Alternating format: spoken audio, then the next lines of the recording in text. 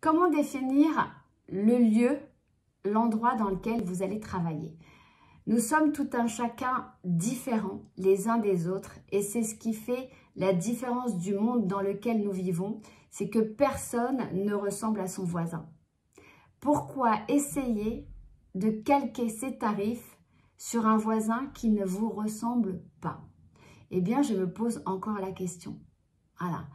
Donc, quand vous allez avoir envie d'étudier vos tarifs, demandez-vous qui je suis, qu'est-ce que je vais apporter comme service, quelle va être ma mission en tant que coiffeur, pardon, mais ma mission différente par rapport aux voisins dans la rue. Qu'est-ce qui va faire votre force, votre différence? Ça, c'est une question sur laquelle il faut passer du temps.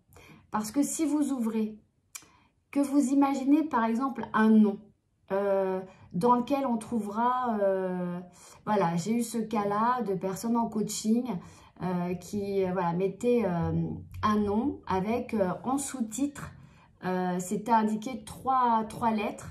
Donc j'ai compris moi qu'il y avait un lien affectif et effectivement c'était les 3 premières lettres de ces 3 enfants. Sauf qu'un client qui va lire ça ne va pas comprendre la valeur affective que vous avez mis dans votre nom.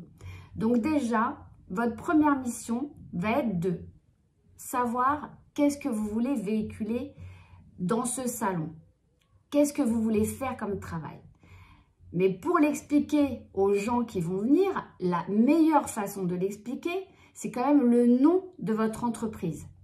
Donc, vous pouvez tout à fait mettre votre prénom dans le nom de votre entreprise, mais il faudra que vous disiez quoi dans le titre. Par exemple, tous les noms en HR, l'air du temps. Ok, l'air du temps, très bien. Et du coup, c'est quoi? C'est un salon où il va y avoir le parfum l'air du temps dans le salon en parfum d'ambiance. C'est coiffé dans l'air du temps. Donc, tout le monde est allé sur des mots comme ça, avec des jeux de mots. Moi, je déconseille ça. J'ai envie de dire, vous voyez, en particulier les salons en aparté, les salons intimistes. Enfin, à partir du moment où vous ne faites pas partie d'une chaîne, c'est que vous avez envie de vous différencier de la masse. Donc, ça doit se sentir dans votre nom. Le client, juste en lisant votre nom de salon, il doit savoir, là, il va se passer ça. Vous voyez ce que je veux dire? C'est soit il n'y a qu'un prénom, et donc vous devrez indiquer sur vos réseaux sociaux votre particularité, ce qui vous définit. En réalité, plus vous êtes généraliste, moins vous touchez de gens. Plus vous indiquez ce vers quoi vous allez aller, plus vous devenez expert dans un domaine. Et aujourd'hui, c'est l'expertise dans le domaine qui est valorisée. Donc surtout, posez-vous en amont et demandez-vous ce que vous avez envie de faire. Pas forcément toute une vie, mais par contre, votre nom de société doit pouvoir définir qui vous êtes toute une vie, parce que ça, on ne peut pas le changer.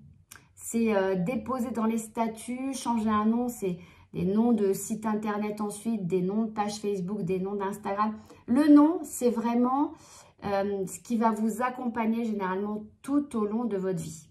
Voilà, sauf si vous vendez, je précise que une entreprise n'est pas obligée d'avoir la même dénomination sociale que le nom de la société. Voilà, donc réfléchissez bien. Quand vous voyez un nom, par exemple Louis Vuitton, eh ben Louis Vuitton, il y a une telle campagne marketing derrière qu'on sait que c'est du luxe. Dans quelle zone vous voulez qu'on vous place? Voilà. Votre logo doit également vous représenter. Vos couleurs doivent vous représenter également. Et si vous faites une enseigne bleue, par exemple, renseignez-vous sur Internet. Qu'est-ce que ça signifie le bleu? Il y a eu des études de fait pour savoir exactement que renvoie à l'esprit la couleur bleue, la couleur rouge, la couleur jaune. Donc surtout, allez sur YouTube et renseignez-vous. Il y a eu des études de fait. Facebook n'est pas en bleu par hasard. Facebook, c'est le bleu, ça inspire la confiance. Après, nous, dans les cheveux, le bleu, bah, pourquoi? Faudrait réfléchir là aussi. Je trouve qu'actuellement, toutes les vitrines sont en gris. Je sais pas, il y a comme une mode le gris, voilà. Mais le gris, qu'est-ce que ça inspire? Hormis les pierres tombales, moi, il faudra me dire. Hein, ça n'inspire pas en tous les cas un retour à la connexion au client. Hein. Donc, le vert, quand vous choisissez du vert, est-ce que vous avez une définition coloriste végétale? Si ce n'est pas le cas, le vert, alors pourquoi le vert? Posez-vous toujours la question de pourquoi ce nom? Qu'est-ce qu'il va dire aux gens? Et n'hésitez pas à faire des études, comment dire, de projets sur vos amis, sur des gens que vous ne connaissez pas. Vous pouvez également sur Facebook faire des sondages, les envoyer dans des groupes, sur des forums, demander qu'est-ce qu'ils pensent de ce nom. Mais ce nom par rapport à ce que vous allez proposer comme service. On est d'accord? Vous verrez qu'il y a toujours des questions qui vous font mettre en lumière des points d'ombre que vous n'aviez pas, auxquels vous n'aviez pas pensé. C'est super intéressant de demander l'avis aux gens, pas forcément vos amis, hein, parce que souvent ils vont comprendre votre démarche de rajouter des lettres d'enfant dans le prénom. Et du coup, quelqu'un qui ne vous connaît pas va tout de suite vous demander, mais c'est quoi le OZV en sous-titre?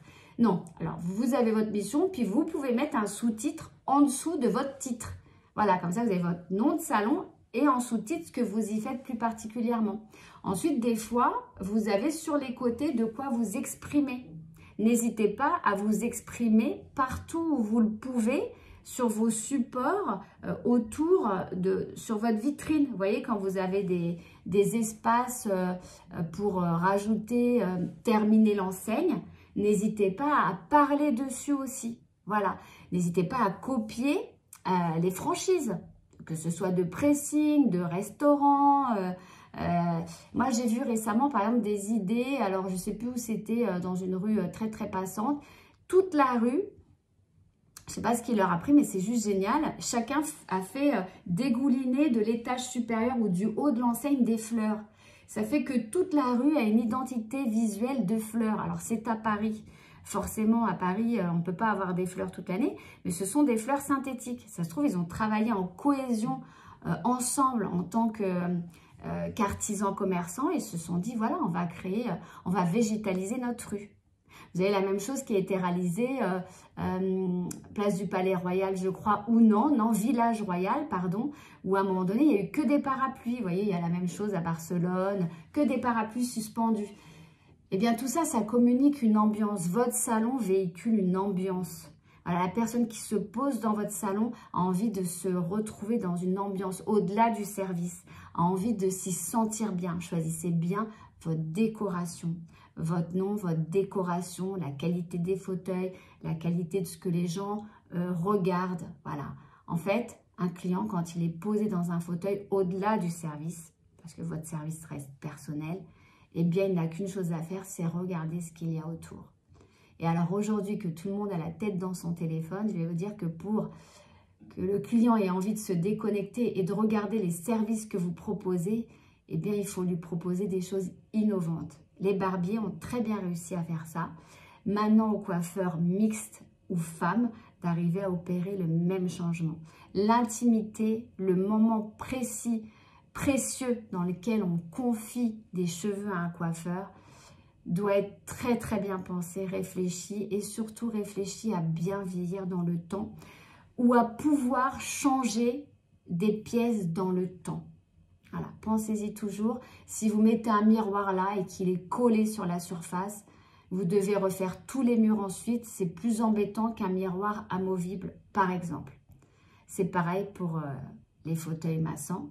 Un endroit qui est déterminé au début d'une installation. Si vous reprenez une ancienne installation, il y a de fortes chances que les bacs restent toujours au même endroit.